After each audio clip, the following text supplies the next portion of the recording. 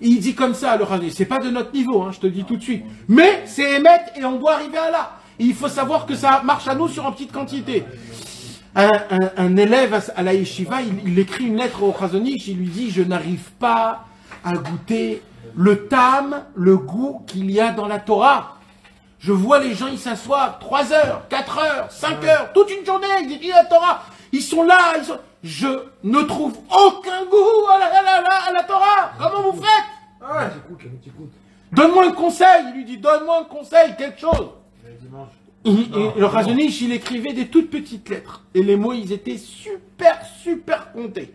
C'est-à-dire, on ne parle pas de... C'est mamache... Voilà.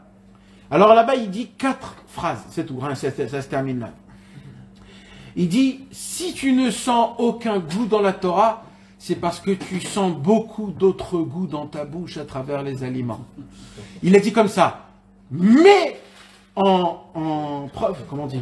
Non, mets la chose en action, en application. Teste la chose. Mets la chose en épreuve. Enlève les goûts les plus forts que tu manges. Par exemple, s'il y a un mec qui adore, par exemple, le chocolat tous les soirs ou un truc comme ça. Enlève, il dit, et tu verras, chose par chose, comment le goût dans la Torah revient. Et il rapporte le Pirkei Avot, je ne me rappelle plus c'est lequel, mais ça descend de ça. Et ça, mamache, c'est ce que je suis en train de dire. Mes amis, c'est le Emet Lanuto, je vous promets. Nous, malheureusement, nous, Français, comme on est, qu'on a connu la gastronomie et les goûts, etc.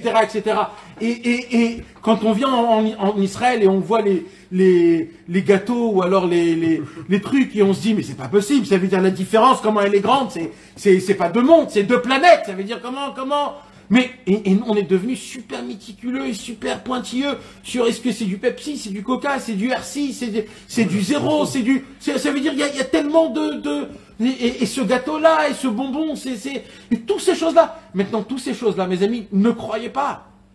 C'est la raison pour laquelle on n'arrive pas à découvrir la beauté et le goût, l'engouement à faire de la Torah, à faire des Teilim et à faire de l'Hitbo des doutes. Parce que dans notre bouche, on goûte des choses qui appartiennent à ce monde-ci, donc ça t'enlève le goût béhémet.